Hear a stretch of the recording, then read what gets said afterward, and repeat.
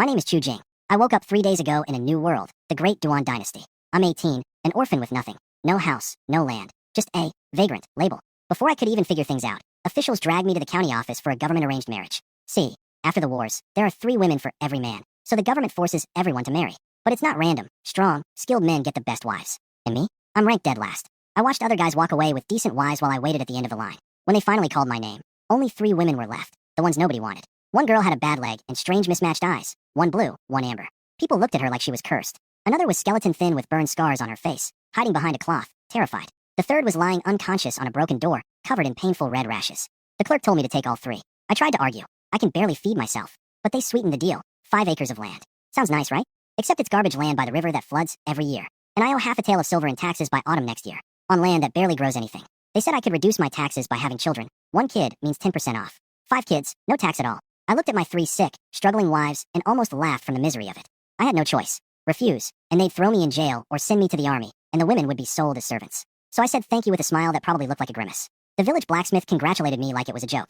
The local scholar offered help in the most condescending way possible. Everyone laughed and pointed. That's what you get for being useless, they said. I stood there holding 3 marriage papers, staring at my new wives. One pale and weak, one scarred and hiding, one limping and feared, and thought, can this get any worse? Then a voice rang in my head. Love your wife to grow stronger, system successfully bound. Apparently, caring for my wives is now my path to power. And I had 10 seconds to do something kind to unlock my first reward. A system. Maybe this disaster just became my biggest opportunity. The moment that system voice chimed in my head, despair turned into hope. Maybe these, broken, wives were actually my ticket to getting stronger. The countdown was running out, so I moved fast. I walked over to Lin Jiro, the girl with the mismatched eyes, and put my coat over her trembling shoulders. Don't be afraid, I told her. She looked at me like no one had ever been kind to her before. Her eyes went red, almost tearing up. The system rewarded me right away. 10 care points, some rice, and a beginner's gift pack with advanced medical knowledge. Both modern and traditional medicine just flooded into my brain. Plus a small storage space. Not bad for just giving someone a coat. But then came the real problem. Lin Jiro could limp along. Li Lingxue was weak, but could probably walk. But Guo Xiaolan was unconscious, burning with fever, covered in rashes. The system scanned her and told me she had a severe infection, 78% chance of dying without treatment. The medicine I needed cost 50 points. I only had 10, so I did the only thing I could. I crouched down, grabbed her, and hauled her onto my back. My skinny legs nearly buckled. It felt like carrying a boulder. Then the system went off again. It liked that I didn't give up. It gave me 20 more points, and this was the big one. A physical enhancement that made me as strong as 3 grown men. Just like that, Guo Xiaolan felt light as a feather on my back. I noticed the other 2 watching me. Their dead, hopeless eyes had changed. They looked surprised, maybe even a little hopeful. I guess they expected me to abandon the sickest one and save myself the trouble. That's probably what anyone else would have done here. Then I heard a tiny whisper from behind me. Tach. Thank you. Guo Xiaolan was awake. She'd been conscious the whole time, feeling everything, afraid I'd leave her behind. That weak little, thank you, hit me harder than anything. I shifted her on my back, turned to the other 2, and tried to smile. Can you walk? Stay close. Let's go home. We started walking toward Xia village, but I quickly realized a problem. I was strong enough now, but my wives weren't. Lin Jiro was sweating and limping like every step was agony. Li Lingxue collapsed into the dirt, coughing, dragging herself forward with bony fingers because she was terrified I'd leave her behind. Husband, please don't leave me, she begged, shaking all over. Lin Jiro tried to act tough too. I can still walk, she said, then nearly tripped over her own leg. My throat tightened. These women weren't being dramatic. They were genuinely at their limit, but too scared to stop. I told them to be quiet and started thinking fast. We needed a cart, but I had 0 money. I couldn't sell the rice the system gave me. That was our food, and fine rice would look suspicious coming from a beggar like me. Then I heard drums and shouting. A fancy restaurant called Tianran Residence was reopening, and they had a challenge. Match their couplet, and you win a free meal plus 5 taels of silver. 5 taels. That was a fortune for me. Enough for a carriage, medicine, and food. I looked at the couplet on the red paper. A man passes the great Buddha temple. The temple's Buddha is greater than the man. A palindrome. Tricky stuff.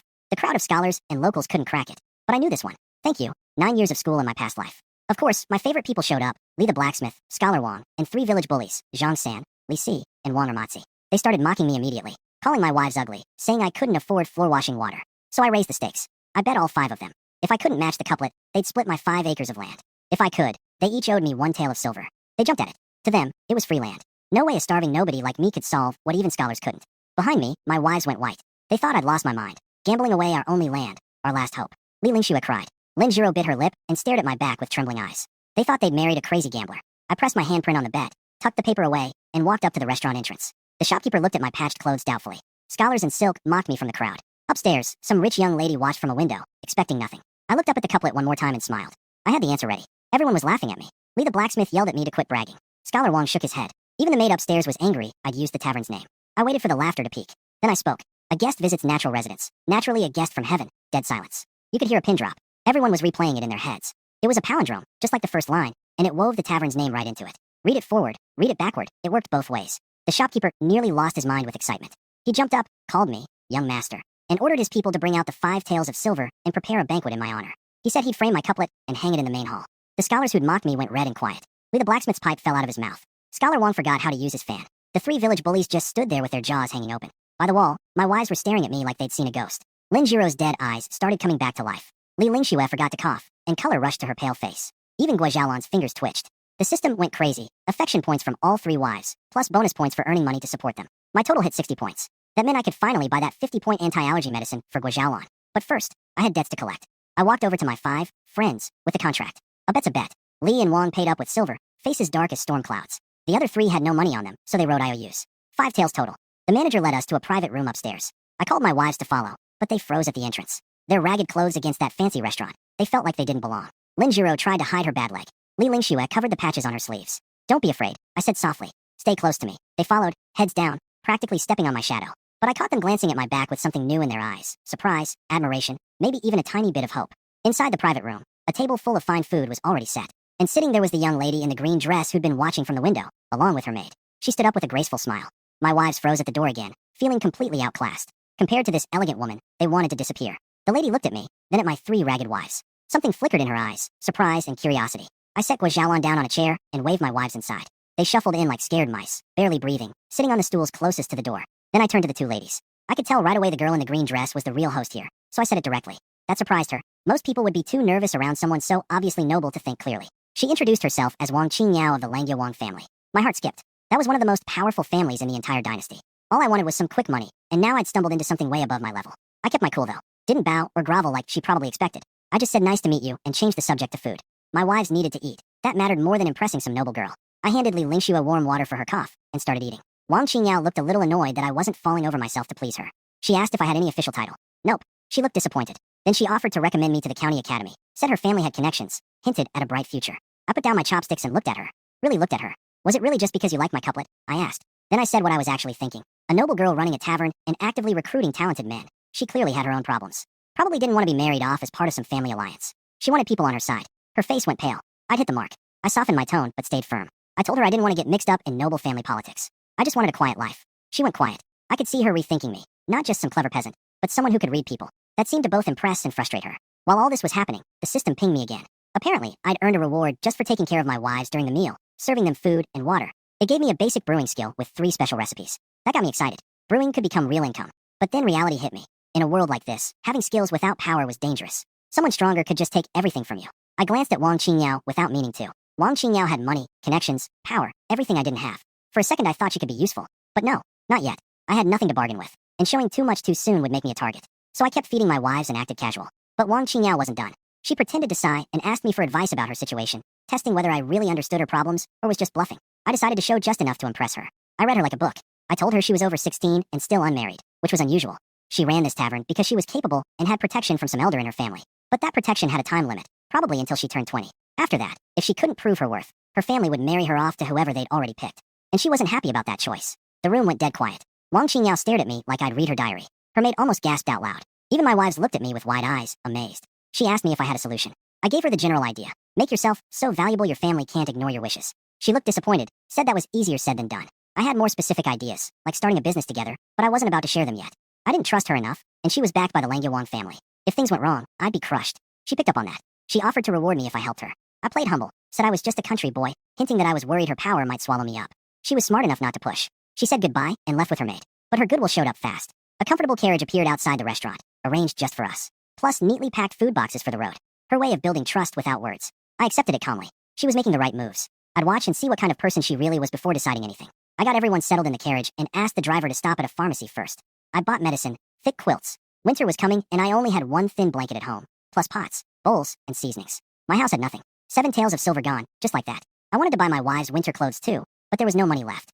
On the ride, I kept busy, tending to Gui Xiaolan, covering Lin Jiro and Li Lingxue with cloaks. The system kept chiming with affection boosts. Gui Xiaolan's was climbing fastest, already near 80, even though she was unconscious. She could somehow sense everything I was doing. I had enough points now, so I pulled the anti-allergy potion from my system space and fed it to Gui Xiaolan. My other 2 wives watched with wide eyes, probably wondering where that little bottle came from. But they didn't ask, they just looked grateful.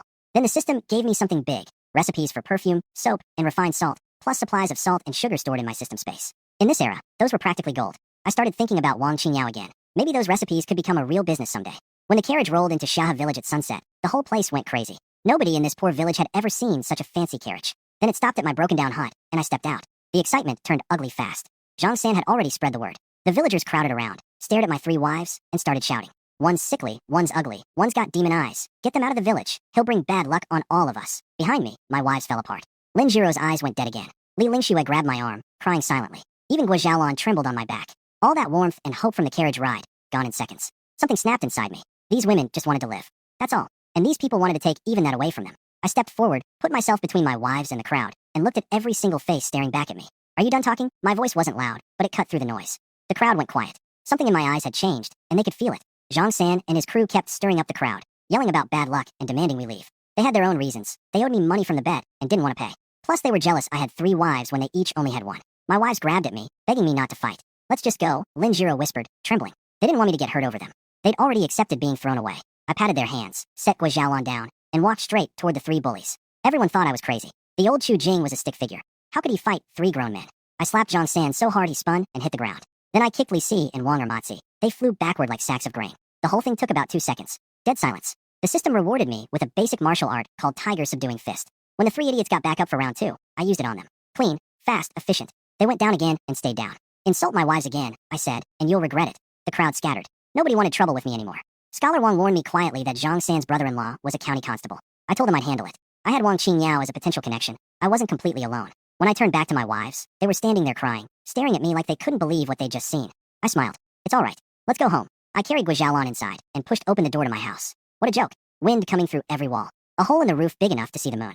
No furniture, just straw and one thin, torn quilt. That was it. Outside, the villagers were still whispering. They pitied me, said my wives would die soon, said I'd never have children, said trouble with the constable was coming. I shut the door on all of it. The sunset came through the broken window, lighting up 3 pale, tired faces that somehow still held a tiny bit of hope. This dump was our home now, and somehow, I'd have to make it work. I set Guo Xiaolan down on the dry straw, and before I could even say anything, my other 2 wives started working. Lin Jiro dragged her bad leg around gathering straw. Li Lingxue, pale as paper, tried to move a heavy clay pot. They were shaking, not from the cold, but from fear. Fear that if they didn't look useful, I'd throw them away.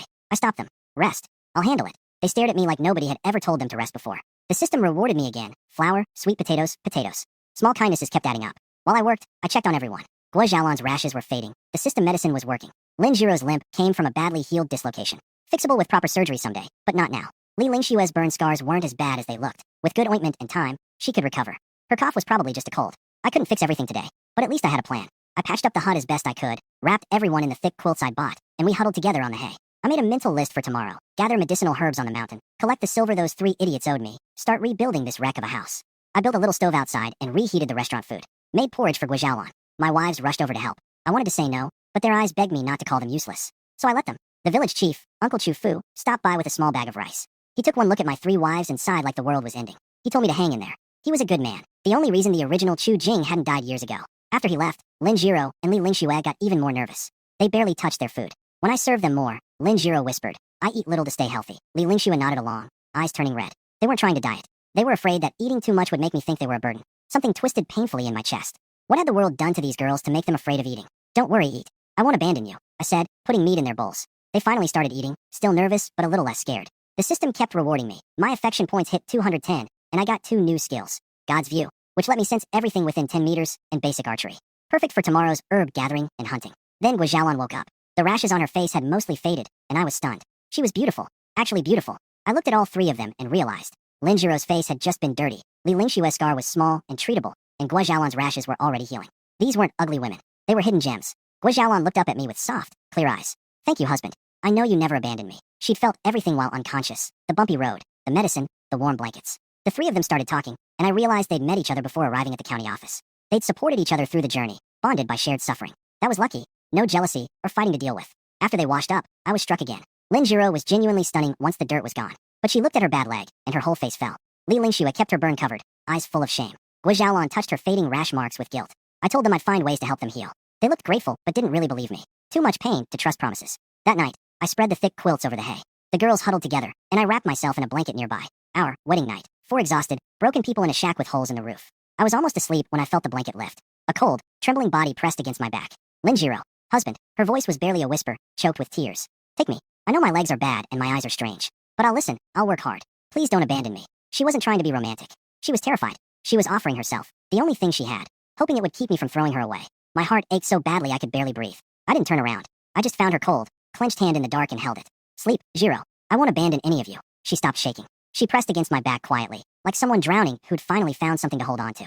The wind howled outside our broken walls, but inside, there was a tiny bit of warmth.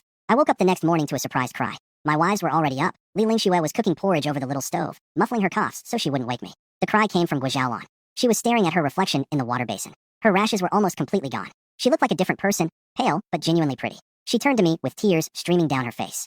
Husband, you saved me. The system exploded with notifications. Guo affection hit 100, maximum score. That unlocked the system shop. Plus my sensing range expanded to 50 meters, and my archery upgraded to advanced. I opened the shop immediately. Tons of items, all priced in points. I bought cold medicine for Li Lingxue's cough, burn ointment, and scar-reducing cream. Cost me 125 points out of my 320. The bottles just appeared among my stuff. My wives stared at the pretty porcelain bottles. They knew I hadn't bought those yesterday. But nobody asked. At breakfast, I found they'd made my porridge thick, and there's watery, barely any rice. Saving food for me, afraid I'd think they ate too much. I split my bowl among the three of them and made them eat properly. They cried while eating. After the meal, I had things to do. First, I went to collect the debt from Zhang San and his crew. They tried to weasel out, but when they saw the IOUs and remembered yesterday's beating, they cursed and paid up. Then I borrowed an old hunting bow from the village chief. He looked worried, told me there were wild boars in the mountains. But he saw something different in my eyes and handed it over. I headed out of the village with the bow on my back. Some women under the big tree saw me and started laughing.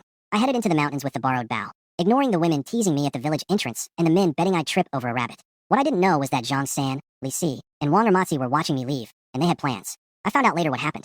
Those three saw my wives come out of the house and noticed what I'd already figured out. Cleaned up, my wives were actually beautiful. That made the three idiots burn with jealousy and something much worse. When my wives headed toward the back mountain to gather firewood, the three followed them, thinking they'd found the perfect chance. They cornered my wives in the forest, made threats, told them to cooperate or die.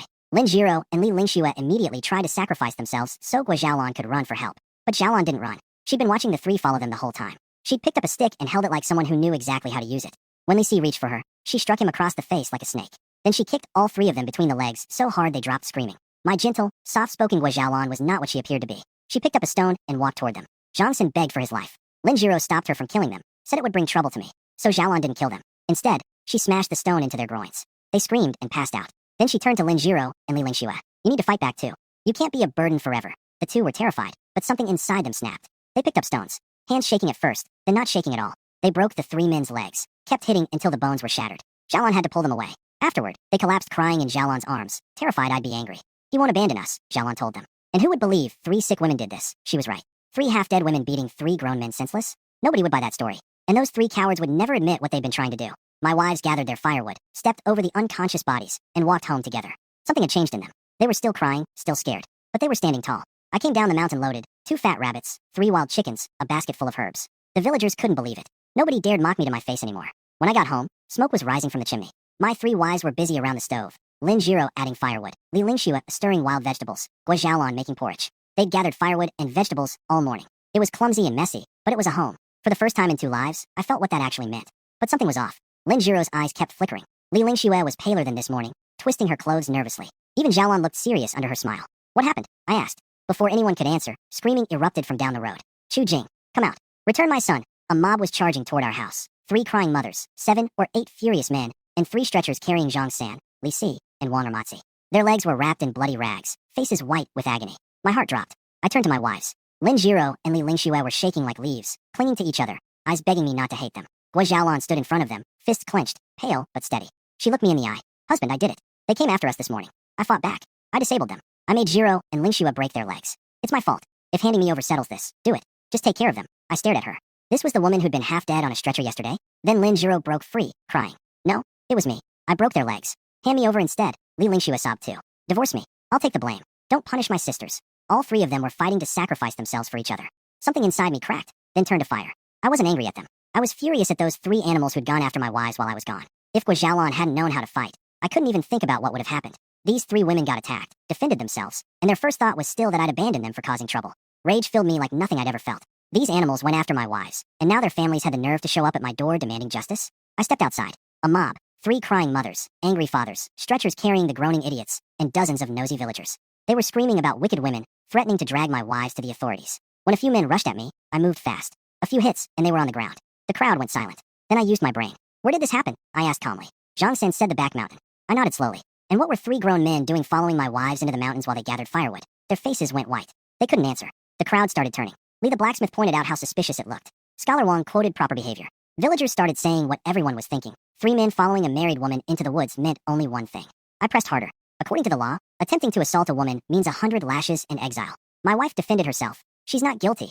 I was making up half the legal details, but nobody here knew the actual law either. It worked. The families went from aggressive to terrified. They tried to retreat, calling it a misunderstanding. I stopped them. You stormed my house, called my wives wicked women, scared them half to death. You don't get to just walk away. They pushed back, said nobody would believe 3 weak women could beat 3 grown men. I smiled at that. Exactly my point. You think a county judge will believe your story? 3 strong men beaten by 3 sick, frail women? He'll laugh you out of court. But he'll take the assault charges very seriously. The 3 idiots on their stretchers almost choked with frustration. They knew the truth, but the truth sounded insane. Nobody would ever believe it. Then Uncle Chu Fu, the village chief, stepped forward. I dare to testify. Zhang San and his group followed Chu Jing's wife with bad intentions. If you want to see the officials, I'll go to court myself. That broke them completely. I held up 5 fingers. 5 taels of silver from each family. Compensation for scaring my wives and damaging their reputation.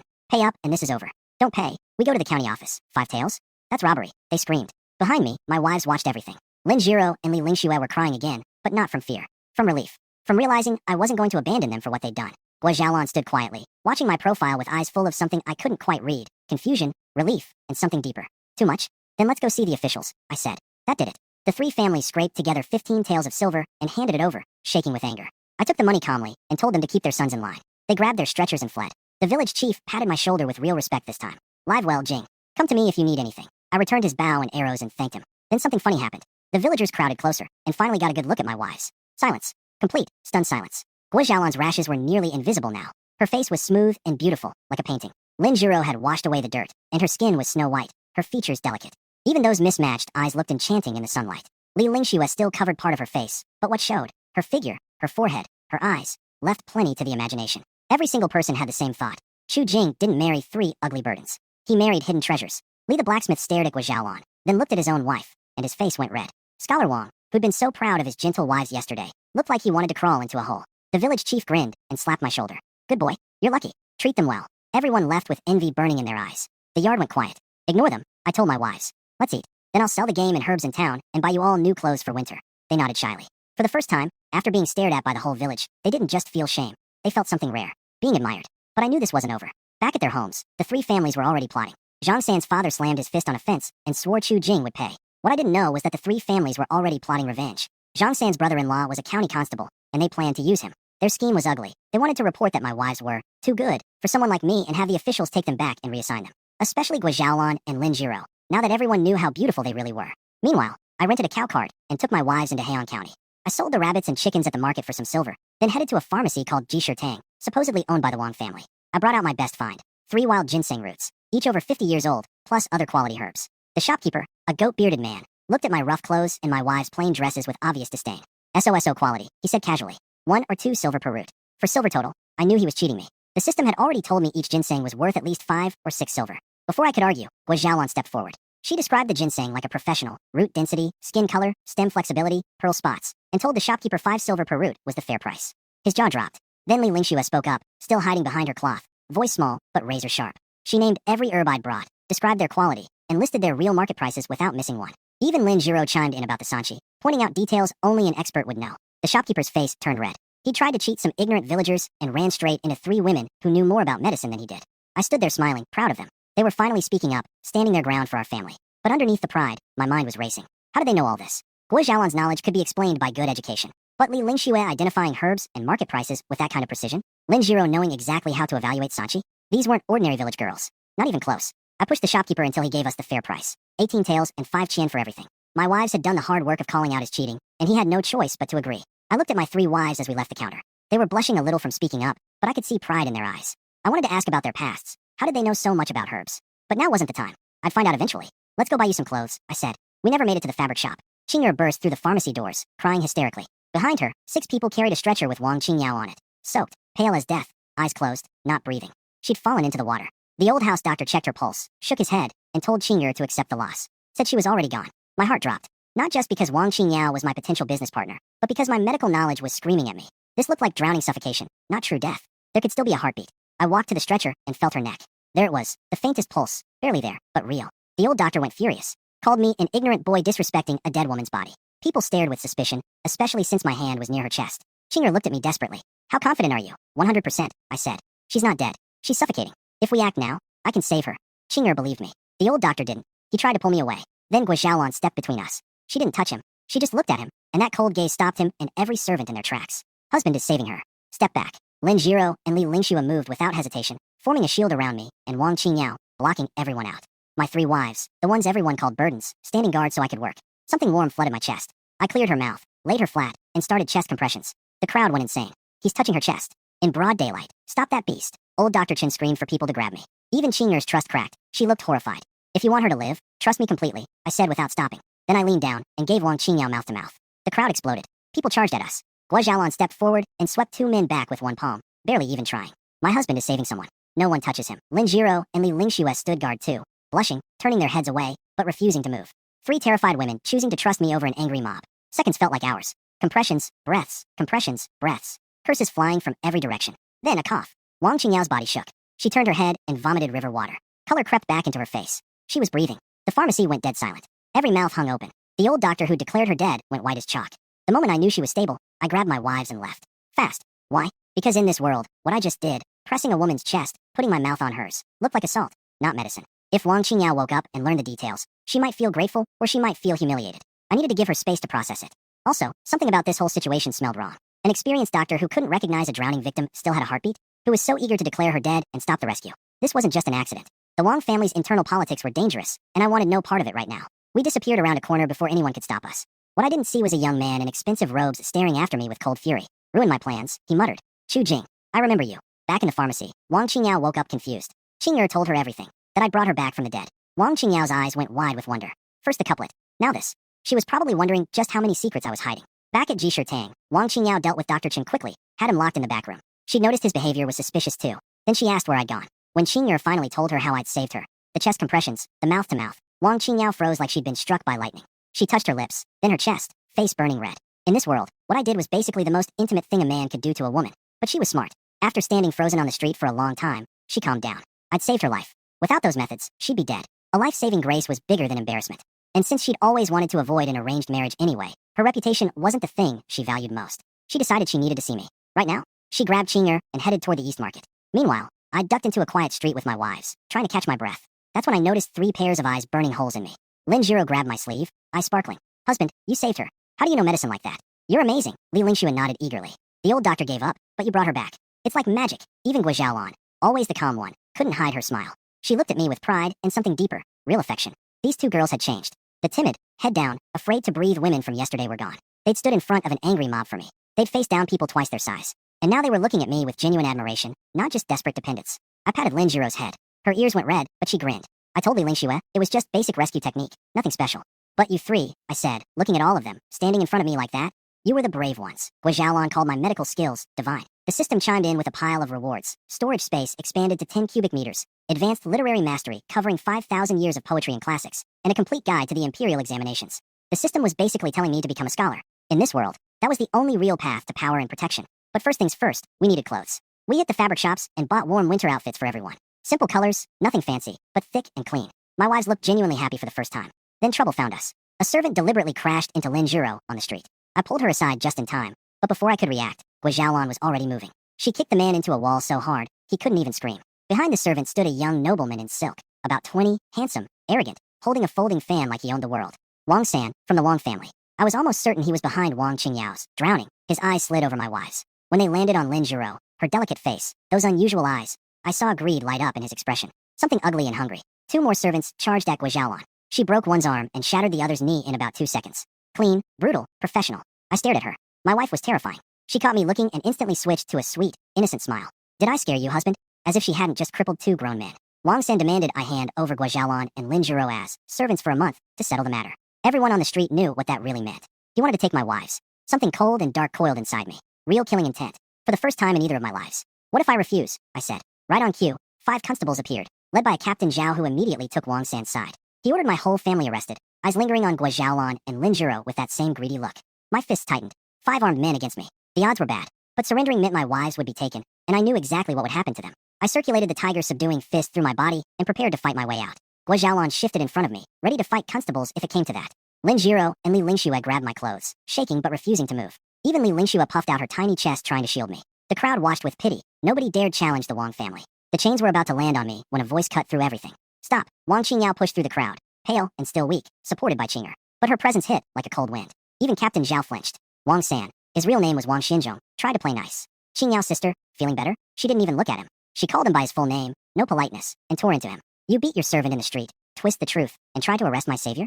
Who gave you the courage? Then she turned on Captain Zhao. You ignore the facts and arrest people based on one side story? Can a minor branch's word outweigh mine? Captain Zhao nearly melted into a puddle of sweat. He'd had no idea I was connected to the main Wang family's daughter. Wang Xinzhong was just a side branch nobody compared to her. Wang Qingyao turned to me and bowed, actually bowed, and called my wives, respected. The whole street went silent with shock. The eldest daughter of the Wang family, apologizing to a commoner? I kept it calm. Seeing injustice and helping is just a small thing. She looked at me, and I caught her ears turning pink. She was thinking about the mouth-to-mouth. She quickly looked away. Then she finished the job. She told Wang Xinzhong to get out and warn Captain Zhao that if he ever colluded with anyone to bully innocents again, he'd lose his position. They all scattered like rats. After things calmed down, she turned to me with a smile that was trying very hard to be composed. Young Master Chu, may I speak with you privately? Her eyes flicked to my lips for half a second. Then she looked away fast, ears bright red. I nodded, feeling awkward myself. But I figured this wasn't about the rescue. It was about whoever tried to kill her. She needed to deal with that problem, and she probably wanted my help. Wang Qingyao took us to a private room at the natural residence. When she looked at my wives, her shock was obvious. Guo Xiaolan's rashes were nearly gone. She was stunning now. Lin Jiro looked calmer, more alive. Even Li Lingxue stood straighter. A complete transformation in just over a day. When she seemed uncomfortable talking about private matters in front of my wives, Guo Xiaolan started to leave. I stopped her. Stay? You're my wives, part of me. There's nothing to hide. The room went quiet. Wang Qingyao and Qinger stared at me like I'd said something impossible. In this world, wives were property, not partners. But I meant it. My wives' eyes filled with tears, the good kind. The system went wild with affection boosts and gave me mastery of calligraphy, music, and chess. Apparently treating women like equals was revolutionary enough to earn major rewards. Wang Qingyao's trust in me deepened. She opened up completely. She managed all the Wang family businesses in Heian County. Taverns, cloth shops, grain stores, the pharmacy, pawn shops, a porcelain kiln. Her profits were the best of any county manager. She was about to be promoted to oversee 7 counties in Qingyuan Prefecture. That's why the third branch of the family wanted her dead. Wang Xinzhong was their man, sent to assist her, but really to sabotage and eliminate her. Dr. Qin's eagerness to declare her dead wasn't incompetence, it was planned. She couldn't report it to the family elders. Big family rules. Competition was expected. Without hard evidence, she'd look like she was framing a rival. As a woman, she was already at a disadvantage. She asked me directly, how do I break this deadlock? I thought about it, tapping the table. The third branch dares to move against you because they think replacing you won't hurt the family, I said. So make yourself irreplaceable. Don't just be a good manager. Become the person who brings entirely new income streams the family has never seen. Make it so that losing you means losing the future. Her eyes lit up. She leaned forward. Tell me how. I had perfume recipes, soap recipes, refined salt methods sitting in my system space. I had brewing skills. I had ideas from a world 2,000 years ahead. The pieces were all there. But I glanced at my wives sitting close beside me. Guo Xiaolan watching Wang Qingyao with calm, measuring eyes. Lin Jiro and Li Lingxue pressed against my arms with quiet possessiveness. This partnership could change everything. But it had to be on my terms. I laid out 4 strategies for her. First, strengthen what she already had. Keep the businesses profitable, records clean, reputation solid. Second, create something new that only she could offer. I hinted at things like improved brewing, unique incense or skincare products, high-profit trade that nobody else had thought of. Things that would make her irreplaceable to the family.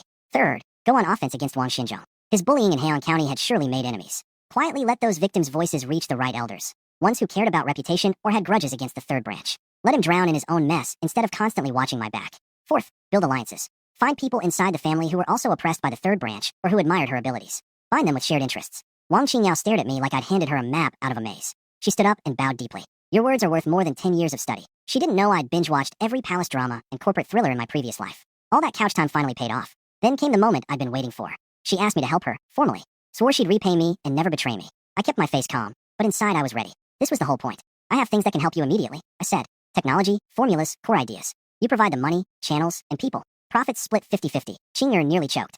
50-50? Even Wang Qingyao hesitated. I could see her thinking. He's brilliant, yes, but he has no team, no money, no infrastructure. All he's offering are ideas. Half the profits for ideas alone. My wives exchanged quiet glances behind me. I wasn't backing down. I knew what I had. Recipes from a world 2,000 years ahead. Perfume, soap, refined salt, brewing techniques. Things that didn't exist here. Things that would make fortunes. The question was whether Wang Qingyao could see that before I showed my cards. Lin Jiro and Li Lingxue think their husband's asking price is too high and feel a bit nervous. Guo Xiaolan's eyes flicker as she looks at Chu Jing, seeming to understand where his confidence comes from. Seeing Wang Qingyao look troubled, Chu Jing remains calm and even smiles. Miss Wang, do you think Chu is greedy? He leans forward slightly, lowers his voice, but with firm certainty. I can guarantee that what I offer is worth much more than you imagine. Even if I only take 50% profit, just managing Heian County, the final net profit could match or even surpass your Wang family's total profits from Qingyuan Prefecture or some traditional businesses in Hedong. This statement shocks Wang Qingyao and Qing'er, making their hearts race. Profit from one county, comparable to a whole prefecture or even a larger region. Is that possible? Chu Jing looks at their surprised and doubtful expressions with a calm face. Of course, if Miss Wang doesn't believe me and thinks I'm just boasting, then this matter can be considered as if I never mentioned it. I will take my wives and find another way to live peacefully. He is not bluffing. The skills rewarded by the system, such as salt refining, high-quality brewing, or perfume soap, are all secret techniques that could cause a storm in this era. He chose to cooperate with Wang Qingyao because she is a good partner, ambitious, capable, and seemingly decent in character. He also hopes to use the Wang family's influence to quickly gather initial capital and avoid early risks. But if the other side doesn't have that courage, he's willing to wait, hide for now, and start slowly through other means. Wang Qingyao falls silent, unconsciously rubbing the edge of her teacup, struggling inside. Asking for half the profit is indeed of very high demand. But Chu Jing's calmness and confidence, along with his previous impressive displays, made her believe that this man might truly be capable of achieving the miracle he spoke of. Should she choose to play it safe and stick to the current situation, struggling to survive within the family conflicts? Or should she take a risk, trust this mysterious man, and fight for a possibly great future? Time seemed to freeze. After a moment, Wang Qingyao suddenly lifted her head. All her hesitation turned into firm resolve. She looked directly at Chu Jing and said decisively, "All right. As you said, we will split the profits 50-50. I trust you." Miss Qing'er couldn't help but speak out, but Wang Qingyao raised her hand to stop her. "Young Master Chu, how should I cooperate?" Wang Qingyao asked, already acting as a partner. Chu Jing was no longer polite and straightforwardly said, "First, I need some starting funds for preparation and experiments. An initial estimate is 1,000 taels of silver." 1,000 taels? Even Wang Qingyao was surprised. 1,000 taels is a huge amount for ordinary farmers, and even for her, it was not a small sum. Qing'er widened her eyes and looked at Chu Jing with suspicion. Could he be a scammer?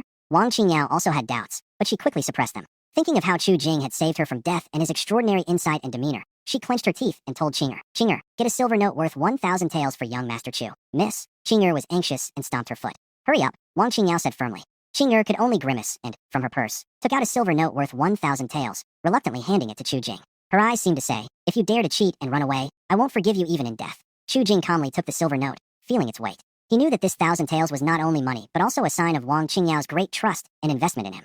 "Thank you, Miss Wang, for your trust." Chu Jing carefully stored the silver note. "As for the specific cooperation details, I will come back to Tianran residence to discuss with Miss once I am ready. For now, I need to handle some personal matters and settle my family." Wang Qingyao nodded in understanding, then took a small white token, about half her palm in size, smooth and white like jade, from her waist and handed it to Chu Jing.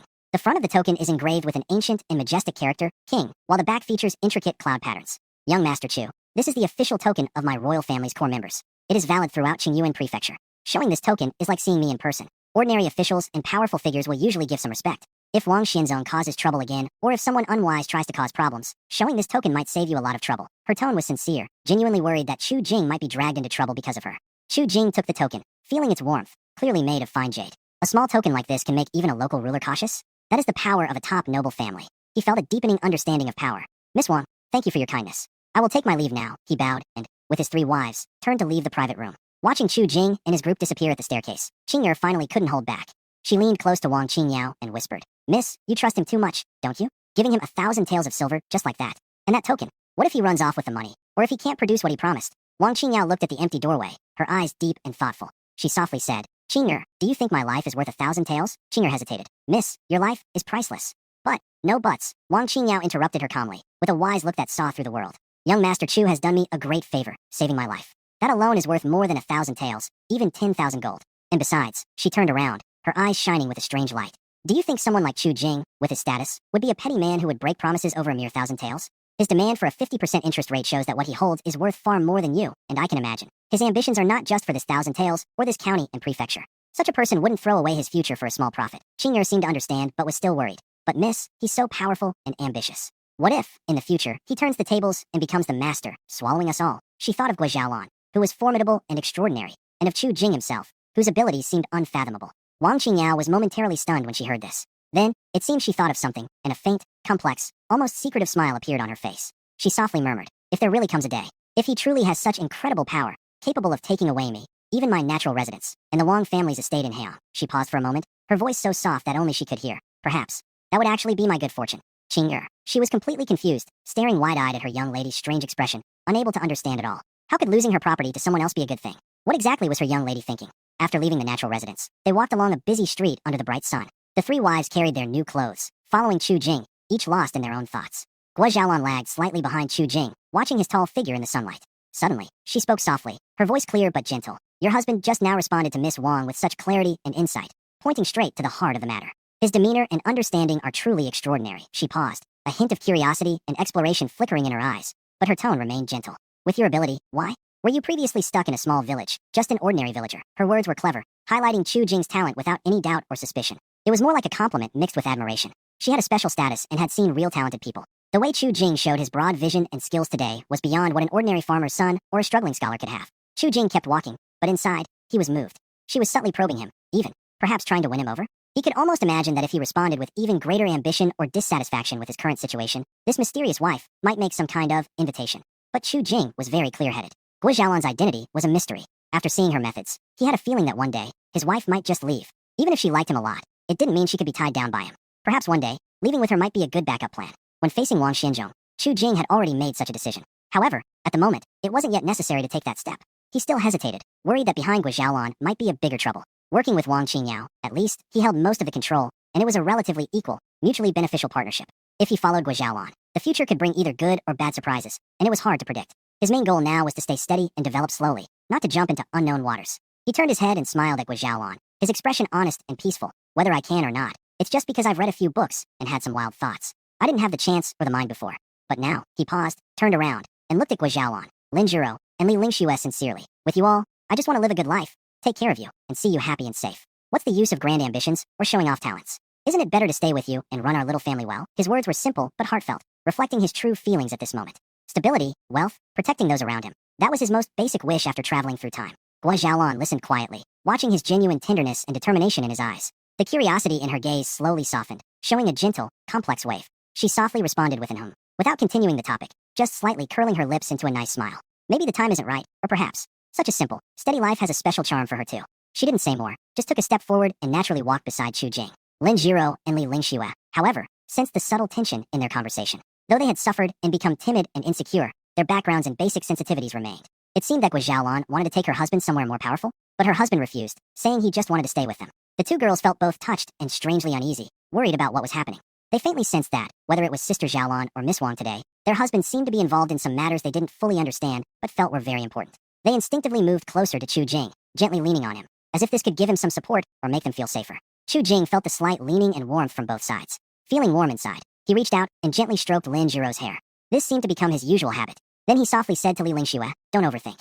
Come on, husband will take you to see the new house." He decisively ended the previous, somewhat meaningful conversation and brought his attention back to the present. Since there was a chance to move to the city, why suffer living in the village? Thinking of that broken thatched hut, Chu Jing felt a bit of a toothache.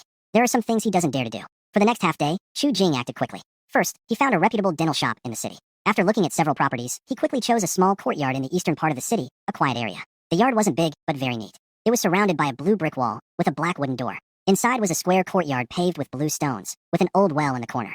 Facing him were 3 blue-tiled houses. The middle was a spacious main hall and bedroom, with a smaller bedroom on each side.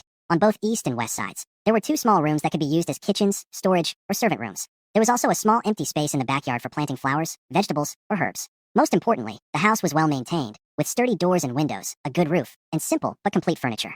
The total price was 100 taels of silver, which was very fair for this time and place. Chu Jing paid immediately and received the house and land deeds. With the 1,000 taels from Wang Qingyao, spending 100 taels to get his own home felt worth it. Then he went to a carpenter and a blacksmith shop. Using vague memories of modern simple experimental devices and combining the craftsmanship of this era, he ordered some strange items. A few sealed jars with tubes, copper sieves of different sizes, a set of copper pots and condensers, some specially made wooden racks, and stirring sticks. The blacksmith took a long time to understand. He spent over 10 taels of silver on all these. He described his needs in detail, paid a deposit, and set a pickup time. By the time he finished all this, the sun was already leaning west. Jing bought some hot steamed buns and cooked meat at the street stall. He also rented the same ox cart he came with, carrying his 3 wives and a bunch of new belongings, as they slowly headed towards Xia village. The ox cart creaked as it moved along the dirt road back to the village. The setting sun stretched their shadows long, and the air inside the cart was filled with the smell of food and fresh cloth. Lin Zhiro and Li Lingxue leaned against each other, already feeling sleepy. Gui Xiaolan quietly looked out at the fields rushing past outside, lost in thought. Jing looked at the darkening sky, and then turned to glance toward the direction of Heian County. The small new house he bought in the city was about to become their real home in this world. Meanwhile, the leaky thatched cottage and the 5 acres of thin fields in the village. He gently sighed, feeling no attachment at all. With the system in hand, 3 wives who had suffered but were gradually improving, the opportunity to cooperate with Miss Wang, and a small cozy place to settle down. This start of his journey through time was slowly turning right, revealing real hope. Next, it was time to show his strength. When they returned to the dilapidated thatched house in Xia village, it was already getting dark. Jing quickly started a fire, cut the cooked meat bought in the county, worried that eating too much might upset his wives' stomachs, so he cooked some thick porridge with rice. Gui Xiaolan helped set the bowls and chopsticks silently. Lin Jiro hobbled to the back of the house to fetch water from the well, while Li Lingxue carefully wiped the low table with the new coarse cloth they bought. The small house was filled with the warm smell of food and the cozy atmosphere. The four of them sat around the broken table, quietly eating dinner by the dim light of an oil lamp. Husband, eat some meat. Lin Jiro carefully picked up a large piece of meat and placed it in Zhui Jing's bowl. Her bright eyes sparkled in the light. Husband, drink some porridge. Be careful, it's hot, Li Lingxue softly said, scooping a full spoonful of porridge, blowing on it, then placing it in front of Zhui Jing. Guo Xiaolan didn't speak, just pushed a small dish of pickles toward Zhui Jing with a gentle smile. Zhui Jing looked at the piled-up food in his bowl, feeling warm inside. He also helped serve food to them one by one. Eat more, you're growing stronger. He noticed that Lin Jiro and Li Lingxue, although still shy, had much livelier eyes and genuine smiles on their faces. Guo Xiaolan's cold and distant aura almost melted into spring water when facing him. A simple dinner felt especially warm and cozy. Zhu Jing ate while instinctively paying attention to the system prompts in his mind. He found that the increase in his wife-loving points was almost constant. As long as he interacted with his wives, saying a word, passing something, or giving a gentle look, he would earn between 1 and several points. During the busy daytime, he didn't look closely, but now, sitting quietly, he saw that his wife-loving points had unknowingly reached 876. This slow accumulation was quite impressive. Now, look at the affection levels of the three wives. Guo Xiaolan, 140 points, with 40 points over the limit. Lin Jiro, 95 points, almost full. Li Lingxue, 90 points, also close. As their affection levels all reached new highs, the system prompted again. Ding. The wives' affection levels have reached new emotional thresholds. Reward skill, advanced formation breaking, sword technique. Ding. Reward skill, photographic memory, passive. Ding. Reward skill, dexterous hands, passive. Zhu Jing was intrigued. Formation breaking sword technique? That's clearly a combat skill. It seems the system thinks his Fuhu fist alone isn't enough. He needs more solid skills for self-defense, which is very practical. But what are photographic memory and dexterous hands? Are they about quick memorization, making fine crafts? They seem a bit unusual. But recalling the system's previous skills like complete imperial examination guide, literary mastery, and those related to brewing wine and making incense, Zhu Jing felt reassured. The skills the system provides seem random, but subtly point to certain development paths or could be very useful in the future.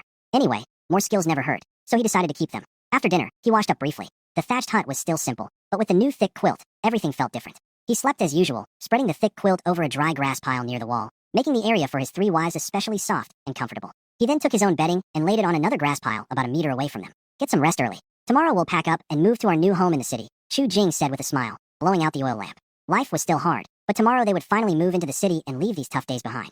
In the darkness came the soft replies of the three women. After a long day of travel, Zhu Jing was truly exhausted. Even though his body had been strengthened by the system, his mind was still tired, and he soon fell into a deep sleep. He didn't know how long he had slept when, half awake, he heard a faint rustling sound and felt a cool breeze. Someone had lifted his blanket and quietly slipped in. A warm, softly scented presence pressed gently against his back. Zhu Jing shivered slightly, suddenly more awake.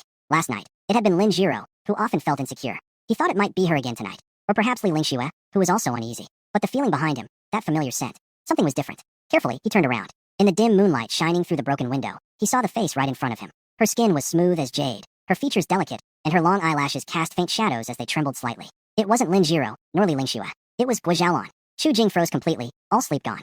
How could it be her? In his mind, Guo Xiaolan was the calmest, most independent, and most mysterious of the three. She had a hidden past and strong abilities, quiet yet powerful. Although she seemed to care for him the most, Zhu Jing had always thought she was the type to keep her feelings deep inside, showing them through actions rather than words. For her to quietly come here like this, seeking comfort and closeness, it was something he never expected from someone usually so composed. Guo Xiaolan seemed to sense that he was awake and slowly opened her eyes. Their gazes met at a very close distance. In the soft moonlight, Zhu Jing could see that the usual coolness in her eyes was gone, replaced by a gentle warmth and a hint of shy emotion. My husband, she whispered softly, her voice low and slightly husky from sleep. Did I wake you? Zhu Jing's throat felt dry. He shook his head and whispered back, no, but why did you come here? He was still a bit confused. However, he felt a sudden desire and thought, in his past life, he had never eaten meat by the age of 28. Maybe this time, he could finally taste it. Guo Xiaolan didn't answer. Instead, she curled up closer to him, burying her face in his chest. Her muffled voice clearly reached his ears. I just want to be closer to you. She paused, seeming to think her reason wasn't enough, then softly added, with a rare, almost teasing tone, the ground is cold. Zhu Jing. He looked at the thick bedding he had laid out and felt her warm, soft body in his arms, along with her body temperature, which was even higher than his. Cold. That's a lie. Zhu Jing held her more securely in his arms, his nose filled with her faint, fresh scent, and his palm rested on her slender but resilient waist. With her warm, soft body in his arms, and knowing she was his rightful, highly favored wife, it was impossible for Zhu Jing not to have some romantic thoughts. At first, he just tightened his arm a little. Gradually, his hand on her waist seemed to gain its own awareness. Through her thin nightclothes, his fingertips moved very slightly, as if by accident, with a hint of exploration. Guo Xiaolan's breathing seemed to falter for a moment, but she didn't move or make a sound, as if silently agreeing. This silent consent was like a spark, instantly igniting a small flame in Zhu Jing's heart. He became bolder. His hand traced along her waist curve, slowly moving upward, touching her delicate back, feeling her muscles tense slightly, then relax quietly. His breathing grew heavier. He lowered his head, almost touching her smooth forehead. Suddenly, snap. A very soft, crisp sound, especially clear in the quiet night. Guo Xiaolan raised her hand and lightly tapped the back of Chu Jing's hand, which was still trying to explore. Her action was firm, but carried a hint of reluctance, as if inviting and rejecting at the same time. Sleep honestly. Her voice came muffled from Chu Jing's chest, slightly lower than usual, with an indescribable, subtle charm, as if hiding something else. Don't think about nonsense.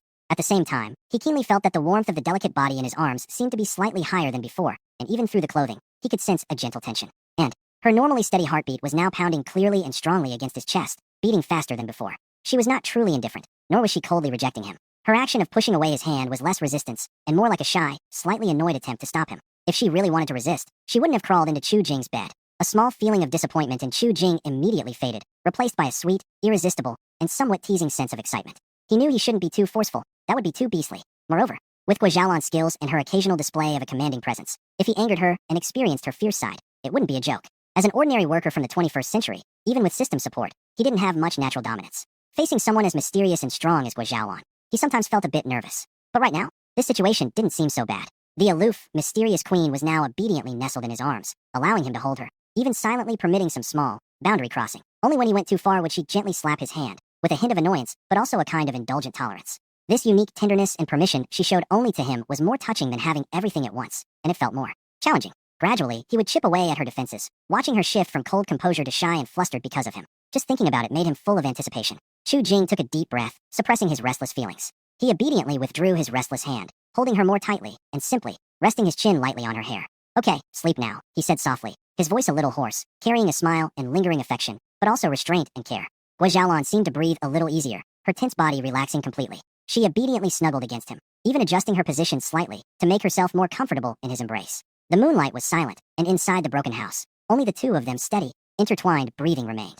Chu Jing held close the treasure that can be seen and eaten but must be savored slowly. His restless feelings from earlier had not faded, but strangely, a sense of calm and satisfaction settled in. The future is long. He closed his eyes, smelling her light fragrance in her hair. Surrounded by warmth and a subtle, flirtatious atmosphere, he slowly drifted into sleep. When Chu Jing woke up the next day, it was already bright outside. Guo Xiaolan, still in his arms, had also woken up and was quietly watching him. When he opened his eyes, a quick blush flashed across her face, but her eyes were clear and honest, without avoiding him. Instead, there was a soft, almost unspoken gratitude in her gaze. Chu Jing knew she was thankful for his restraint and respect last night. He smiled slightly and gently pressed a kiss on her forehead. Good morning. Guo Xiaolan stiffened a little, but then relaxed. Her ears turned even redder, and she softly responded with a, When they got up, they saw Lin Jiro and Li Lingxue had already woken and were busy cooking porridge with the new stove. Seeing them come out, the two girls blushed and exchanged shy, slightly envious glances with each other, their eyes flickering between Chu Jing and Guo Xiaolan. Husband, Xiaolan and I are having breakfast, Lin Jiro said softly, her voice cheerful. The simple breakfast was warm and delicate. After eating, Chu Jing announced, pack up. We're moving into the new house in town today. All three girls' eyes lit up with anticipation. They quickly began tidying up.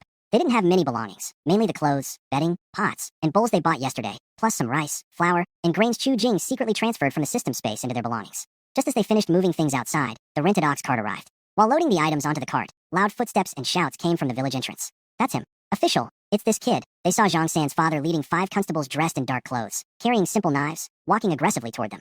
Zhang San's father pointed at Chu Jing, wearing a smug, flattering smile. Chu Jing's expression turned cold. The 3 girls immediately stopped and looked alert. Guo Xiaolan's cool aura suddenly sharpened, like a sword unsheathed. Her eyes flashed with coldness, and a faint, fierce energy seemed to emanate from her.